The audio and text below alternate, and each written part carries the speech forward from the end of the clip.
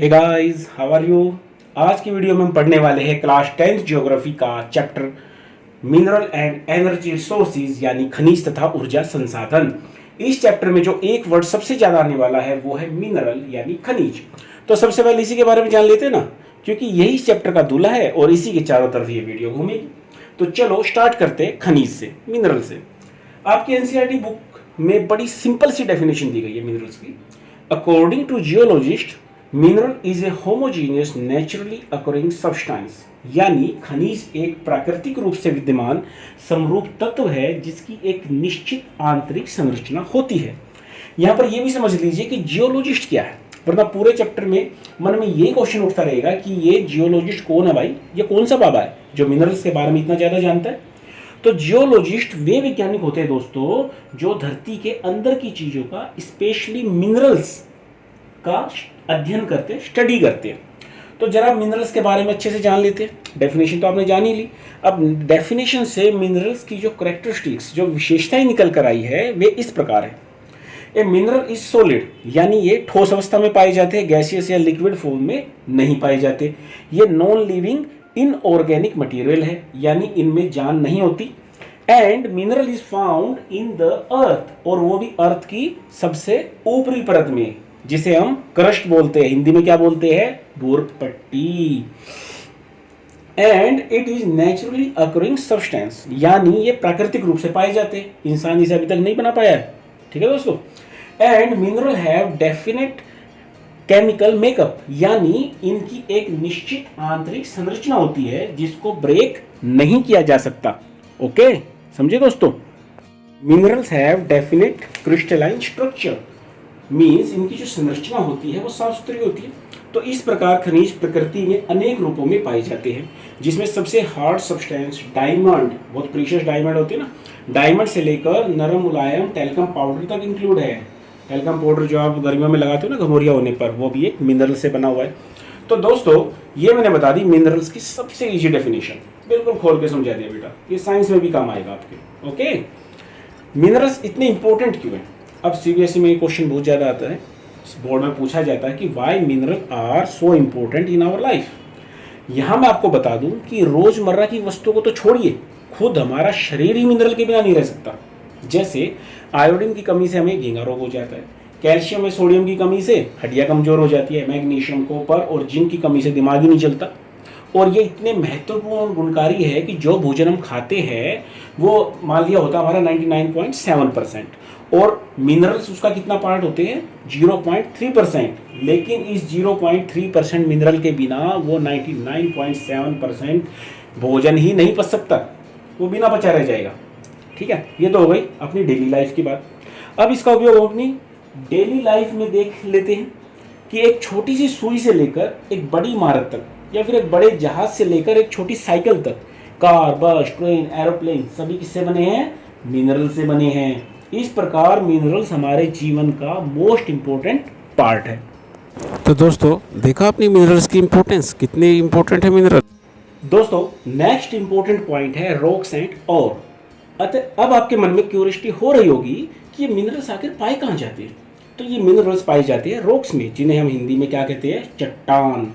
Rocks are combination of 2 और मोर minerals. हालांकि इसमें कुछ एक्सेप्शन भी होते हैं, जैसे लाइमस्टोन की चट्टानें केवल एक ही मिनरल से बनी होती है, लेकिन ज़्यादातर चट्टानों में एक से ज़्यादा खनिज पाए जाते हैं, हालांकि उनकी परसेंटेज अलग अलग होती है। अब जानते हैं ओर्स की डेफिनेशन। और क्या होते हैं, the minerals which have a very high percentage of a particular metal and the metal can be profitably extracted from it are called ore. क्योंकि देखिए मिनरल कहाँ से निकलते हैं, जमीन से। अब उसमें इम्प्योरिटी मिली होती है, क्या मिली होती है उसमें, खासकर मिट्टी मिली होती है। तो कहीं पर माइनिंग करने से पहले कंपनी ये पता लगाती है कि वहाँ की रॉक से जो परसेंटेज मिनरल निकलेगा वो कितना होगा। जितना ज़्यादा परसेंटेज मिनरल का होगा कंपनी को उतना ही फायदा होगा, वरना कंपनी घाटे में चली जाएगी। और घाटे की कंपनी कोई चलाना चाहता है, नहीं। तो दोस्तों अभी तक लगभग 2000 मिनरल्स की पहचान की जा चलते हैं क्लासिफिकेशन ऑफ मिनरल्स की तरफ। अरे टेंशन मत लेना भाई, बड़ा आसान सा है, ज़्यादा डीप में नहीं जाना हमको। जितना सीबीएसई पूछेगा बस उतना ही बताएंगे। और इस सेक्शन से एग्जाम में ये भी पूछा जाता है कि क्लासिफिकेशन ऑफ मिनरल्स। तो मिनरल्स को बेसिकली 3 मेजर पार्ट्स में डिवाइड किया जाता है। Metals, non metals and energy minerals. अब ये जो मेटल्स है इसके भी 3 पार्ट्स है, छोटे छोटे पार्ट्स है, ठीक है ना। फेरस मेटल्स, फेरस क्या होता है? लोह, साइंस में पढ़ते होगे ना आप, लोह धातु, जिनमें फेरस यानी आयरन का मेजर या माइनर पार्ट पाया जाता है। जैसे खुद आयरन ही हुआ, मैग्नीज, निकल, कोबाल्ट, ये सब क्या है? फेरस मेटल्स के एग्जाम्पल है। नॉन फेरस मेटल यानी अलोह धातु, जिनमें आयरन का कोई पार्ट नहीं पाया जाता, copper, lead, tin, bauxite etcetera. तीसरा पार्ट आता है प्रीशियस मेटल, बहुमूल्य खनिज। ये सारे मिनरल्स जो बहुत प्रीमियम होते हैं, बहुत प्रीशियस होते हैं सॉरी, और बहुत कम मात्रा में पाए जाते हैं, जैसे गोल्ड, सिल्वर, प्लेटिनम एक्सेट्रा। फिर सेकंड क्लासिफिकेशन आता है नॉन मेटेलिक मिनरल्स का। ये भी बड़ा आसान सा दोस्तों, जिनमें मेटल्स पाए नहीं जाता, इनको क्या बोलते हैं? नॉन मेटेलिक मिनरल्स, जैसे mica, salt, potash, sulphur, granite, marble यानी जो पत्थर हम इसमें घरों में लगाते हैं ना, उसे मार्बल बोलते हैं। लास्ट क्लासिफिकेशन है एनर्जी मिनरल्स, जो मिनरल्स हमें एनर्जी देते हैं और हमें आगे काम करने की एनर्जी देते हैं, जिससे हम आगे काम कर पाते हैं, उन्हें हम क्या बोलते हैं? एनर्जी मिनरल्स, जैसे coal, petroleum, natural gas etcetera. Board exam में एक क्वेश्चन और पूछ लेते हैं जी, सीबीएसई वाले 3 नंबर का, अकरेंस ऑफ मिनरल्स, खनिज हमें कहाँ से मिलते हैं, किस फॉर्म में मिलते हैं। तो दोस्तों mineral generally occurs in these forms. First point है वेन्स एंड लोड्स, दरारों और भ्रंशों में। हिंदी मीडियम में भी बताना जरूरी दोस्तों इग्निस रॉक्स आपको पता है लावा के ठंडे होने से बनती है, और मेटाफॉर्मिक रॉक्स यानी कायांतरित चट्टानें इग्निस रॉक्स के चेंज होने से बनती है। तो जब लावा या मैग्मा लिक्विड या गैसियस फॉर्म्स में इन चट्टानों से बाहर निकलता है, तो मिनरल्स भी इसी लावे के साथ चट्टानों की दरारों से बाहर आ जाते हैं और सतह पर जाकर जमना शुरू हो जाते हैं, और बाद में हम लोग इनको इकट्ठा कर लेते हैं। जब ये दरारें यानी कैविटीज छोटी होती है तो वेन्स कहलाती है, और जब बड़ी होती है तो लोड्स यानी विदर कहलाती है। किस छोटी बड़ी की बात चल रही है? क्रैक्स, कैविटीज या दरारों की। तो दोस्तों जो major metallic minerals like tin, copper, zinc, lead, इन्हीं दरारों, लोड या वेन से मिलते हैं। सेकंड पॉइंट है बेड एंड लेयर्स। कुछ खनिज हमें सेडिमेंट्री लेयर्स से मिलते हैं। सेडिमेंट्री रॉक्स से हमें मेनली एनर्जी मिनरल्स मिलते हैं, जैसे coal, petroleum, natural gas. Sedimentary rocks का मतलब है अवसादी चट्टानें। देखिए इन चट्टानों में अरबों सालों के जमाव के द्वारा ये मिनरल्स बनते हैं। लेकिन कुछ खनिज हमें जैसे जिप्सम हुआ, पोटेशियम, साल्ट जो हम खाते, और सोडियम, ये शुष्क प्रदेशों यानी एरिड रीजन से भी मिलते हैं हमें as a result of evaporation, यानी वाष्पीकरण के द्वारा होता क्या है कि जो पानी है वो ऊपर उठ जाता है और ये मिनरल्स नीचे रह जाते हैं। बाकी काम इंसान लोग कर ही लेते हैं। थर्ड पॉइंट है खनिजों के बनने से एक तीसरी विधि है डीकम्पोजिशन ऑफ सरफेस रॉक्स, यानी चट्टानों का अपघटन। तो यारो जब चट्टानों पर मौसम या पानी की मार पड़ती है तो चट्टानें भी टूट जाती है। चट्टानों से कुछ माल या तो उड़ जाता है या बह जाता है, और जो बच जाता है वो है खनिज। बल्ले बल्ले हो गई यार, आधा काम तो नेचर ने ही कर दिया। इसका बेस्ट एग्जाम्पल है बॉक्साइट। वेल डिपोजिशन से भी हमें मिनरल्स मिलते हैं भैया। तो होता क्या है कि हमारी पहाड़ियों और घाटियों की तलहटी में ये मिनरल्स इकट्ठे हो जाते हैं, और पानी भी ना इनको गला सकता है ना इरोड कर सकता है, यानी कि इन पर जंग नहीं लग सकता। इसलिए हम इन्हें प्लेसर डिपॉजिट्स ही बोलते हैं। और बड़े इंपॉर्टेंट और महंगे मिनरल्स है भैया ये। गोल्ड, सिल्वर, टिन, प्लेटिनम, ये सब एलुअल डिपोजिशन के द्वारा बनते हैं। खुद ही देख लो, इनकी कीमतें हमेशा आसमान छूती रहती है। और जो लास्ट वाले मिनरल आ रहे हैं जी, वो आ रहे हैं समुद्र की गहराइयों से। ओशंस ने भी बड़ी मात्रा में मिनरल्स अपनी गोदी में छुपा रखे हैं, लेकिन उनको निकालना बड़ा महंगा पड़ता है। सबसे सस्ता पड़ता है नमक। अपना पानी जो है समुद्र का पानी इकट्ठा कर लिया खेत में, और वो पानी उड़ जाता है, नीचे क्या रह जाता है? नमक। इसका पार्ट 2 वीडियो है, इसमें हम जानेंगे distribution of major ferrous and non ferrous minerals in India and distribution of non metallic minerals in India with their respective states name, जिनमें ये सब मिनरल्स पाए जाते हैं। और आपको 10th बोर्ड में आने वाले क्वेश्चन के बारे में भी साथ के साथ बताते चलेंगे। So let's begin. तो हमारा देश भारत मिनरल्स के मामले में बहुत ही लकी है। हमारे देश में डिफरेंट टाइप के और अच्छी क्वालिटी के बहुत सारे मिनरल्स पाए जाते हैं। हालांकि इनका डिस्ट्रीब्यूशन पूरे देश में एक जैसा नहीं है। Majority of minerals are found in peninsular rocks, जिनमें कोल, मेटेलिक मिनरल्स, माइका और बहुत सारे नॉन मेटेलिक मिनरल्स पाए जाते हैं। पेनिनसुला के ईस्ट और वेस्ट पर जो सेडिमेंट्री रॉक्स है, उनमें पेट्रोलियम डिपॉजिट्स पाए जाते हैं, mainly in Gujarat and Assam. Rajasthan में नॉन मेटल मिनरल्स ज़्यादा पाए जाते हैं, स्पेशली माइका। और जो हमारा नर्दर्न प्लेन्स है, उनमें मिनरल्स ना के बराबर पाए जाते हैं। और मिनरल्स डिस्ट्रीब्यूशन में आपने जो डिस्पैरिटी देखी है उसका रीज़न आप जानना चाहोगे? उसका मेन रीज़न है कि मिनरल्स को बनने में जो जियोलॉजिकल स्ट्रक्चर, प्रोसेस और टाइम लगता है वो हर जगह अलग अलग है। जब फॉर्मूला ही डिफरेंट है तो डिस्ट्रीब्यूशन का फॉर्मूला भी तो डिफरेंट ही होगा ना। क्यों? आई बात समझ में? यहाँ में एक और क्वेश्चन आता है, हाउ ए मिनरल डिपॉजिट और रिजर्व टर्न इनटू ए माइन। देखिए, हम जिस भी जगह पर रहते हैं वहाँ की मिट्टी में कोई ना कोई तो मिनरल होता ही है, पर वहीं पर मिनरल एक्सट्रैक्ट करना प्रॉफिटेबल होता है जहाँ की मिट्टी में मिनरल कंसंट्रेशन 80% या 90% हो, और वहाँ मिनरल को निकालना भी आसान होना चाहिए, और उस मिनरल की खपत बाजार के नज़दीक ही होनी चाहिए। जैसे जहाँ पर कोल निकाला जाता है, ज़्यादातर thermal plant and steel plant उसी जगह के आसपास स्थित होते हैं ताकि ट्रांसपोर्टेशन की कॉस्ट कम की जा सके। तो ये मेजर रीजंस हुए जो किसी रिजर्व को माइंस में बदलने के लिए इंपॉर्टेंट है। Now let's talk about ferrous minerals यानी लौह खनिज के बारे में जानते हैं। दोस्तों, ferrous mineral total metallic minerals के प्रोडक्शन का 3/4 कंट्रीब्यूट करते हैं। यानी अगर देश में मिनरल्स का कुल 1000 टन प्रोडक्शन होता है तो उसका 3/4 यानी कि 750 टन फेरस मिनरल्स है, जो कि एक बहुत अच्छी बात है, क्योंकि फेरस मिनरल्स मेटलर्जिकल इंडस्ट्री को एक बेस प्रोवाइड कराते हैं। भारत अपनी डोमेस्टिक डिमांड को पूरा करने के बाद भी बड़ी मात्रा में इन मिनरल्स को एक्सपोर्ट करता है। तो सबसे पहले जान लेते हैं आयरन ओर के बारे में। दोस्तों, iron ore is the backbone of industrial development, क्योंकि हमें मशीन, रेल, ट्रांसपोर्ट, बिल्डिंग्स, इन सब को बनाने के लिए आयरन और स्टील चाहिए होता है, और वो हमें कहाँ से मिलेगा? आयरन ओर से। भारत में आयरन ओर के लार्ज रिसोर्सेज है दोस्तों। यहाँ मैं आपको एक और इम्पोर्टेंट बात बता दूं कि सीबीएसई बोर्ड में क्वेश्चन बहुत ज़्यादा पूछा जाता है टाइप्स ऑफ आयरन ओर के बारे में, इसलिए इसे ध्यान से समझना। आयरन ओर दो वैरायटीज़ होती है, मैग्नेटाइट एंड हेमेटाइट। मैग्नेटाइट जो है ये हाईएस्ट क्वालिटी का आयरन ओर होता है, जिसमें 70% आयरन कंटेंट पाया जाता है। It has excellent magnetic qualities, specially valuable in the electrical industry. Second type है हेमेटाइट। इसमें 50 to 60% आयरन कंटेंट पाया जाता है, हालांकि सबसे ज़्यादा इंडस्ट्रियल यूज़ इसी का होता है। भारत में ओडिशा, झारखंड, छत्तीसगढ़, कर्नाटका में आयरन ओर पाया जाता है और वहीं से इनका एक्सपोर्ट भी किया जाता है। इसे हम नेक्स्ट वीडियो में डिटेल से जानेंगे, जिसमें सिर्फ मैप वर्क कराया जाएगा। नेक्स्ट इंपॉर्टेंट मिनरल है मैग्नीज। दोस्तों, मैग्नीज का उपयोग मेनली स्टील मैन्युफैक्चरिंग में किया जाता है। 1 टन स्टील बनाने में लगभग 10 किलो मैग्नीज की जरूरत पड़ती है। It is used in manufacturing bleaching powder, insecticides and paints. ये मेनली मध्य प्रदेश, ओडिशा और कर्नाटक में पाया जाता है। Now let's discuss about non ferrous minerals.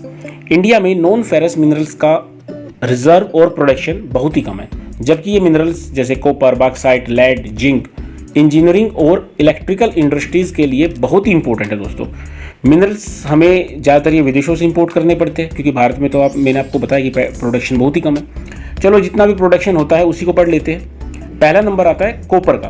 Bharat में कॉपर के लगभग 0 भंडार है, लेकिन यूज बहुत ज़्यादा है। Copper is mainly used in electrical cables, electronics and chemical industries. Bharat में कॉपर सबसे ज़्यादा मध्य प्रदेश की बालाघाट माइंस प्रोड्यूस करती है, टोटल का 52%। झारखंड का सिंहभूम और राजस्थान का खेतड़ी माइंस भी कॉपर के लिए फेमस है। नेक्स्ट पढ़ते हैं एल्यूमिनियम के बारे में। एल्यूमिनियम दोस्तों में कहाँ से मिलता है? बॉक्साइट से।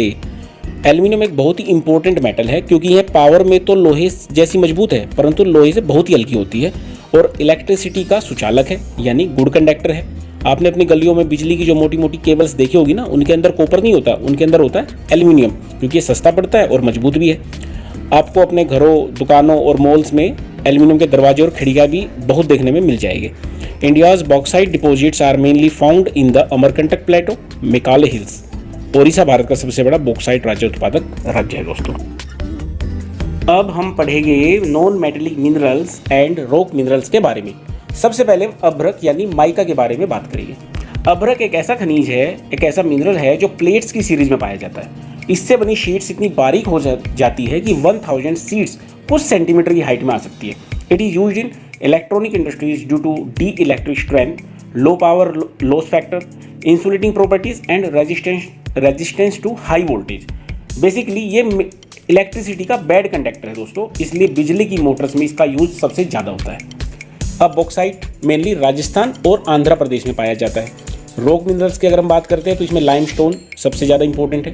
लाइमस्टोन जो है कैल्शियम कार्बोनेट और मैग्नीशियम कार्बोनेट से बनी चट्टानों में पाया जाता है। लाइमस्टोन सीमेंट इंडस्ट्रीज का मेन रॉ मटेरियल है दोस्तों, और आयरन ओर को पिघलाने वाली जो ब्लास्ट फर्नेसेस होती है उनमें इसका वाइडली यूज होता है। ये राजस्थान, मध्य प्रदेश और आंध्र प्रदेश में पाया जाता है। दोस्तों चलते चलते वीडियो के एंड में एक और टॉपिक ले लेते हैं, कंजर्वेशन ऑफ मिनरल्स। ये टॉपिक न केवल एग्जाम के लिए इंपॉर्टेंट है बल्कि ये हमें लाइफ टाइम भी याद रखना है कि हम सब इंडस्ट्री और एग्रीकल्चर के लिए मिनरल्स डिपॉजिट और इनसे बनी चीज़ों पर पूरी तरह निर्भर है। लेकिन ये जो हमारे मिनरल्स डिपॉजिट है ये हमारी धरती की भूर्भ पट्टी यानी क्रस्ट का मात्र 1% है। जिन मिनरल्स का निर्माण और इकट्ठा होने में लाखों साल लग जाते हैं, हम उनका जल्दी जल्दी उपभोग कर रहे हैं। और दोस्तों ये जो मिनरल्स है ना, ये लिमिटेड और नॉन रिन्यूएबल है, यानी अनवीकरणीय है। एक बार ये खत्म हो गए ना तो बैठे रहना बुरा समूह बनाए। ये हमारे मिनरल डिपॉजिट्स हमारे देश के लिए बहुत ही valuable but short lived assets है। मिनरल्स के लगातार खोदने से एक तो इनकी कॉस्ट बढ़ती है, दूसरा हम जितनी गहराई में उतरते जाते हैं उनकी गुणवत्ता उतनी ही घटती जाती है। इसलिए एक सुनियोजित और सस्टेनेबल मैनर से हमें इनका यूज़ करना होगा। इसके 3 मेथड हो सकते हैं। नंबर 1 तो ये है कि जो लो ग्रेड ओर्स है एस्क है उनका यूज़ करने के लिए हमें और ज़्यादा इंप्रूव्ड टेक्नोलॉजी डेवलप करनी होगी, और दूसरा स्क्रैप मेटल्स के रिसाइकलिंग पर जोर देना होगा। तीसरा मिनरल्स के सब्स्टिट्यूट ढूंढते रहे, जैसे अब हम इलेक्ट्रिकल व्हीकल्स का यूज़ बढ़ा रही है तो पेट्रोलियम एंड कोल्स पर हमारी डिपेंडेंस कम हो जाएगी और ये रिसोर्सेज हमें फ्यूचर के लिए भी बचे रहेंगे। तो इन मेथड्स को हमें याद रखना है। इस वीडियो में हम पढ़ने वाले हैं एनर्जी रिसोर्सेज के बारे में। यहाँ हम ऊर्जा के परंपरागत स्रोतों conventional sources of energy, coal, petroleum, natural gas और इलेक्ट्रिसिटी के बारे में बात करेंगे। कोल की डिफरेंट वेराइटीज़ के बारे में और सीबीएसई बोर्ड में पूछे जाने वाले इंपॉर्टेंट क्वेश्चंस के बारे में भी डिस्कस करेंगे। So let's begin.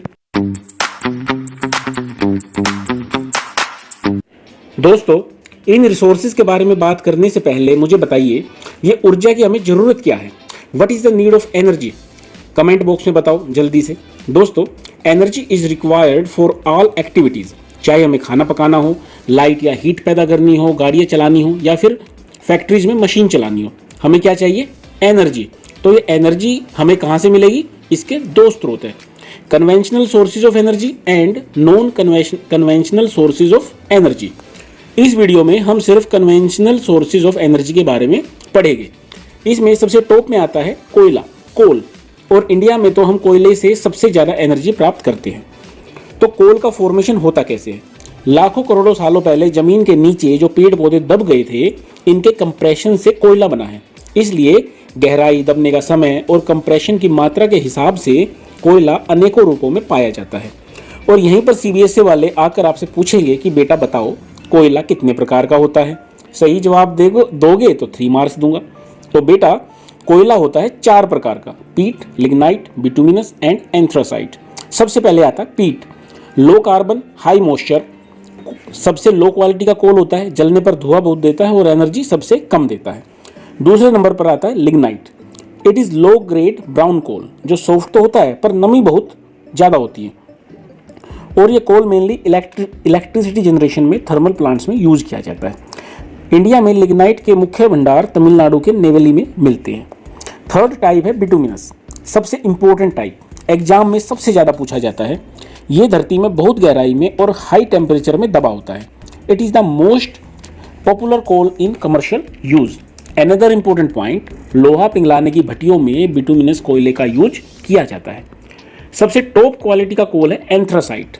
It is the highest quality and the hardest coal, पर मिलता बहुत कम है। दोस्तों कोयला बहुत बल्की होता है, भारी होता है, तो इसकी ट्रांसपोर्टेशन कॉस्ट भी बहुत ज़्यादा होती है। इसलिए जहाँ जहाँ पर कोयले की खान होती है, माइंस होती है, उसी एरिया के आसपास आपको heavy industries and thermal power plants मिलेंगे। बताओ ऐसा क्यों है? भारत में कोयले के बाद ऊर्जा का, एनर्जी का जो दूसरा प्रमुख साधन है वो है पेट्रोलियम। इसके यूज इतने ज़्यादा है कि पेट्रोलियम इंडस्ट्री को नोडल इंडस्ट्री बोला जाता है, क्योंकि बहुत सारी इंडस्ट्रीज जैसे सिंथेटिक, टेक्सटाइल्स, फर्टिलाइजर और बहुत सारी केमिकल इंडस्ट्रीज़ को ये रॉ मटेरियल सप्लाई करती है। और ट्रांसपोर्टेशन तो इसके बिना है ही पॉसिबल ही नहीं है। अपनी कार, बस, ट्रक, एरोप्लेन चला सकते हो, इसके बिना सब ठप हो जाएगा। दोस्तों petroleum porous and non porous rock के बीच में जो ट्रैप्स बन जाते हैं ना, उसके अंदर पाया जाता है। और पेट्रोलियम के कुओं के ऊपर ही आपको नेचुरल गैस मिल जाएगी, क्योंकि हल्के होने के कारण ये पेट्रोलियम के जो कुएँ होते हैं उनके ऊपर ही तैरती मिल जाती है। डबल प्रॉफिट हो गया ना, एक ही जगह पर 2 चीज़ें मिल गई, एक के साथ एक फ्री। अब प्रॉब्लम यह है कि इंडिया में पेट्रोलियम पाया बहुत कम जाता है, ज़्यादातर हमें इंपोर्ट करना पड़ता है। भारत में कुल पेट्रोलियम उत्पादन का 63% पार्ट मुंबई हाई से, 18% गुजरात से और 16% असम से मिलता है। असम हमारे देश का सबसे पुराना तेल उत्पादक राज्य है। डिगबोई, नहरकटिया, मुंबई हाई, ये पॉइंट्स पेपर में सबसे ज़्यादा पूछा जाता है। ध्यान से देख लेना, मैप सामने दिया गया है। अब बात करते हैं नेचुरल गैस की। ये एनर्जी का एक इंपॉर्टेंट एंड क्लियर रिसोर्सेज है, क्योंकि ये इन्वायरमेंट फ्रेंडली है। जब हम इसको यूज़ करते हैं तो ये बहुत कम कार्बन डाइऑक्साइड छोड़ता है और ये बहुत पॉपुलर भी है। यूरिया इंडस्ट्री के लिए तो नेचुरल गैस बहुत ज़रूरी है। गाड़ियों में सीएनजी बहुत पॉपुलर है। यहाँ सीबीएसई बोर्ड वाले आपसे 2 शॉर्ट फॉर्म पूछ लेते हैं जो एक नंबर में आ सकती है। एलपीजी एंड सीएनजी के बारे में। एलपीजी की फुल फॉर्म है लिक्विफाइड पेट्रोलियम गैस, और ये घरों में कुकिंग के काम आती है। सीएनजी कंप्रेस्ड नेचुरल गैस, संपीड़ित प्राकृतिक गैस, ये गाड़ियों में काम आती है। याद कर लो अच्छे से। And next conventional energy resources है इलेक्ट्रिसिटी, जिसको हम विद्युत बोलते हैं, बिजली। इलेक्ट्रिसिटी मेन रूप से 2 प्रकार से जनरेट की जाती है, hydro electricity and thermal electricity. Hydro electricity में नदियों पर डैम्स बनाकर तेज बहते पानी से टरबाइन को चलाया जाता है, जिससे बिजली पैदा हो जाती है। यहाँ एनर्जी जनरेट करने का रिन्यूएबल और क्लीन मेथड है। भारत में बहुत सारे मल्टीपल प्रोजेक्ट्स है, like Bhakra Nangal, Damodar valley corporation etcetera, जो हाइड्रो इलेक्ट्रिसिटी पावर जनरेट करते हैं। नेक्स्ट आता है थर्मल इलेक्ट्रिसिटी, जिसको हम ताप विद्युत बोलते हैं। It is generated by using coal, petroleum and natural gas. बस इसमें प्रॉब्लम ये है कि ये इलेक्ट्रिसिटी प्रोड्यूस करने के लिए नॉन रिन्यूएबल रिसोर्सेज का यूज करते हैं और पोल्यूशन बहुत फैलाते हैं। अदरवाइज बिजली तो एक जैसी पैदा करते हैं। नमस्कार दोस्तों, कैसे हो आप सब। मेरा नाम है सुभाष राजपूत और आप देख रहे हैं क्लास 10th ज्योग्राफी के lesson 5 mineral and the energy resources की पार्ट 4 वीडियो। लास्ट वीडियो में मैंने आपको बताया था कन्वेंशनल सोर्सेज ऑफ एनर्जी के बारे में। इस वीडियो में हम डिस्कस करेंगे नॉन कन्वेंशनल एनर्जी की ज़रूरत और उनके सोर्सेज के बारे में। साथ ही साथ आपके बोर्ड एग्जाम में आने वाले इंपॉर्टेंट क्वेश्चन भी आपको बताते चलेंगे। So let's begin.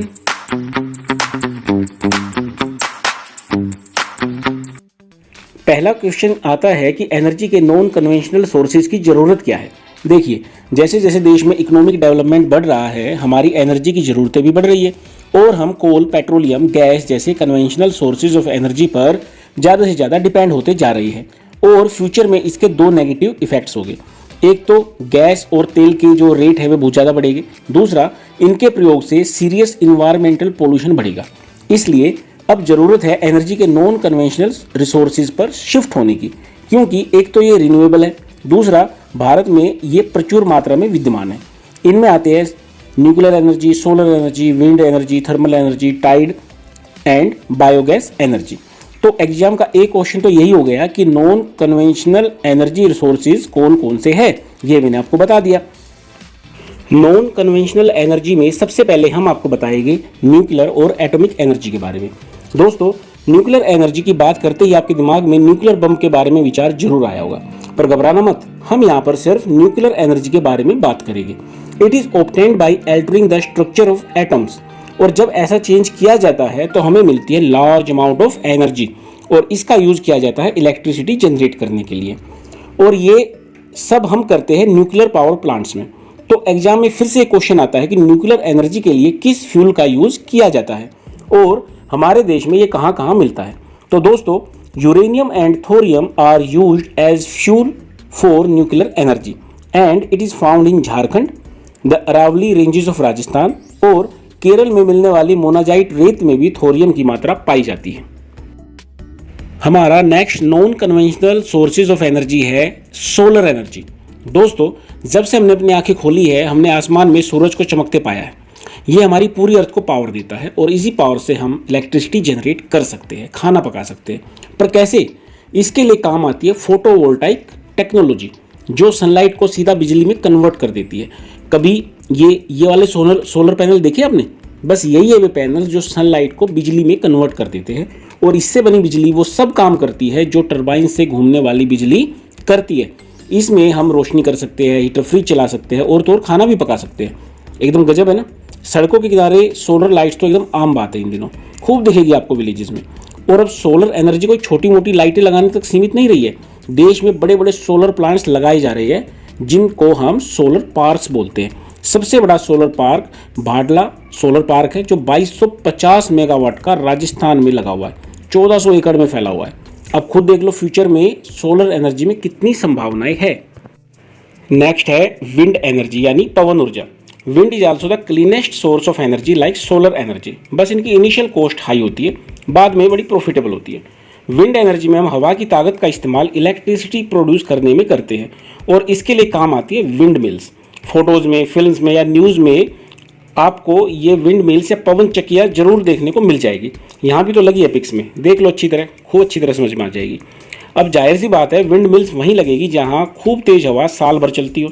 इसलिए पहाड़ों पर, रेगिस्तान में या समुद्र के किनारों पर, मतलब जहाँ पर खुली हवा आती हो, इनको ज़्यादातर लगाया जाता है। किनको? विंड मिल्स को। फिलहाल राजस्थान के जैसलमेर इलाके में 1600 मेगावाट का इंडिया का सबसे बड़ा विंड फार्म लगा हुआ है। तो इससे पता चलता है कि विंड एनर्जी को यूज़ करने के लिए हमारा देश सीरियसली बहुत ज़्यादा आगे बढ़ रहा है। बहुत अच्छी बात है दोस्तों, बढ़ते रहो। Next non conventional source of energy है बायोगैस, जिसे हम आम भाषा में गोबर गैस के नाम से भी ज़्यादा जानते हैं। गाँव में झाड़ियों, पेड़ पौधों के पत्तों और जानवरों के गोबर को एक जगह इकट्ठा करके उनको सड़ने गलने के लिए छोड़ दिया जाता है। थोड़े टाइम बाद एक टंकी में बायोगैस इकट्ठी हो जाती है। ये बायोगैस बिजली की जगह काम आती है और जो बची हुई सैलरी है, जो प्रोड्यूस बच गया नीचे वेल में, उसे खेतों में खाद की तरह यूज किया जाता है। बहुत अच्छा फर्टिलाइजर बनता है दोस्तों। तो बायोगैस के तो दो फायदे हो गए, एक तो बिजली मिल गई और दूसरा खेतों के लिए फ्री में फर्टिलाइजर मिल गया, जो कि बहुत ही नेचुरल है। बहुत अच्छा जी। अब तक हम पढ़ चुके हैं nuclear energy, solar energy, wind energy and biogas energy के बारे में। अब आता है टाइडल एनर्जी, ज्वारीय ऊर्जा। इसमें हम समुद्र के पानी का इस्तेमाल करते हैं इलेक्ट्रिसिटी जनरेट करने के लिए। इस पिक्चर को देखिए, जब जब समुद्र का पानी आगे पीछे आता जाता है, लहरें बनाता है, तो ये टरबाइन घूमते हैं और बिजली बनती है। देखने में आपको थोड़ा ट्रिकी लग रहा होगा, बट ये पॉसिबल है। हमारे देश में खंबात की खाड़ी, कच्छ की खाड़ी और गुजरात, वेस्ट बंगाल में टाइडल एनर्जी की अपार संभावना है। यहाँ पर ये टाइडल एनर्जी खूब जनरेट की जा सकती है। इससे पहले की 4 वीडियोज़ में हम आपको मिनरल्स की importance, classification of minerals, distribution of minerals, its varieties, conservation of minerals, energy के conventional and non conventional resources के बारे में सब कुछ बता चुके हैं। अगर आपने ये वीडियोस नहीं देखे हैं तो चैप्टर को पूरा समझने के लिए ये वीडियो भी जरूर देखिए। इस वीडियो में हम समझेंगे कंजर्वेशन ऑफ एनर्जी रिसोर्सेज के बारे में, ऊर्जा संसाधनों के संरक्षण के बारे में। So let's begin. अभी तक आपने समझा कि हमारी रोजमर्रा की लाइफ और हमारे देश की आर्थिक तरक्की के लिए ऊर्जा यानी एनर्जी एक बेसिक नेसेसिटी है। जैसे जैसे हमारा देश तरक्की के रास्ते पर आगे बढ़ रहा है, हमें उतनी ही ज़्यादा एनर्जी की ज़रूरत पड़ेगी, क्योंकि एनर्जी का कंजम्पशन बढ़ रहा है। तो हम इतनी एनर्जी लाएंगे कहाँ से? दोस्तों, हमारे जो एनर्जी रिसोर्सेज है वे तो लिमिटेड है, उन्हें हम स्ट्रेच करके बढ़ा तो नहीं सकते और एक टाइम आने पर वो ख़त्म भी हो सकते हैं। Specially non conventional energy resources, जिनमें है कोल, पेट्रोलियम, नेचुरल गैस। तो हम अपने एनर्जी रिसोर्सेज को कैसे मैनेज करें कि वो बहुत लंबे समय तक हमारी ज़रूरतों को पूरा करते जाए। अब इस क्वेश्चन को सीबीएसई बोर्ड वाले भी बड़ी गंभीरता से पूछते हैं कि आप एनर्जी रिसोर्सेज का वाइजली कंजम्पशन कैसे करेंगे, क्योंकि फ्यूचर तो आपको ही संभालना है। तो बड़ा इंपॉर्टेंट क्वेश्चन बनता है, ध्यान से समझिए। पहला पॉइंट आपको याद करना है, use of sustainable energy. Energy को ऐसे सोर्सेज से डेवलप किया जाए जो लंबे समय तक चले, इन्वायरमेंट को डैमेज ना करे, हमारे लिए इकोनॉमिकल फिजिबल हो, हमारी फ्यूचर जनरेशन भी उसे यूज कर सके, जो सेफ हो और क्लीन हो। अगली चीज़, यूज ऑफ पब्लिक ट्रांसपोर्ट। अगर आप सड़कों पर देखोगे तो पाओगे कि 90% से ज़्यादा गाड़ियाँ प्राइवेट है, लेकिन उनमें बैठने वाले लोगों की संख्या बहुत कम है। इस वीडियो को देखिए, अगर इन कार्स में बैठे लोग पब्लिक ट्रांसपोर्ट का ज़्यादा से ज़्यादा यूज करते तो 20 से 30 बसों में ये सब लोग आ जाते। पर वास्तव में हो क्या रहा है, हर तरफ जाम लगा हुआ है, पेट्रोल और डीजल की बहुत ज़्यादा खपत हो रही है। इसलिए हमें खुद की गाड़ियाँ छोड़कर पब्लिक ट्रांसपोर्ट जैसे बस, मेट्रो, ट्रेन्स, इन सब का यूज बढ़ाना चाहिए। जब बिजली के उपकरण जैसे लाइट, पंखे, एसी, कूलर, टीवी ये सब यूज में ना हो तो इनको बंद कर देना चाहिए। होता क्या है कि जब हम एक रूम से दूसरे रूम में जाते हैं तो पहले वाले रूम के स्विचेस ऑफ करना भूल जाते हैं और लाइट, बल्ब, फैंस चलते रह जाते हैं। अब देखिए कितनी बिजली वेस्ट हो रही है इससे। अगर हम ये बिजली बचा लेते हैं तो एक तरह से इस बिजली को उतना ही प्रोड्यूस कर रहे होते हैं, क्योंकि कहा गया है energy saved is energy produced. तो दोस्तों, नेक्स्ट टाइम अगर आप होम अप्लाइंसेस को वाइजली यूज करते हैं, बिजली बचाते हैं, तो एक तरह से ना केवल आप अपना बिल कम करते हैं बल्कि बिजली औरों के लिए बना रहे होते हैं। एनर्जी को बचाने का एक और तरीका है कि हम उन उपकरणों का यूज करें जो पावर एफिशिएंट है, यानी बिजली बचाते हैं। जैसे AC, fridge, washing machine 4 star या 5 स्टार वाले ही यूज करें। बल्ब या ट्यूब की जगह एलईडी का यूज करें। इस तरह से भी हम काफ़ी एनर्जी बचा सकते हैं। अगला सॉल्यूशन क्या है? क्या हो सकता है, use of non conventional sources of energy. और आगे यही हमारा फ्यूचर है दोस्तों। लास्ट वीडियो में हमने solar energy, wind energy, biogas and tidal energy के बारे में पढ़ा था, याद आया। ये सब एनर्जी के क्लीन, सेफ, सस्ते और सस्टेनेबल सोर्सेज है। इनके बहुत सारे एडवांटेज हैं और ये इन्वायरमेंट को पोल्यूट भी नहीं करते। अब घरों, दफ्तरों, बिग बिल्डिंग्स, इन सब की छतों पर आपने सोलर पैनल्स बड़ी मात्रा में देखे होंगे। ये बहुत ज़्यादा एनर्जी प्रोड्यूस करते हैं, हमारा बिजली का बिल कम करते हैं। तो इस तरह इनका यूज बढ़ रहा है। सो इन सब बातों को ध्यान में रखते हुए हमें एनर्जी कंजर्वेशन करना चाहिए। इस तरह से ये चैप्टर पूरा होता है। वीडियो देखने के बाद कमेंट बॉक्स में ज़रूर बताया कीजिए कि ये वीडियोज़ आपको कैसे लगते हैं। आपके फीडबैक ही हमें और ज़्यादा इंप्रूव करने में हेल्प करते हैं। साथ ही साथ इस वीडियोज़ को ज़्यादा से ज़्यादा लाइक, सब्सक्राइब और शेयर किया कीजिए। शुक्रिया। जय हिंद, जय भारत।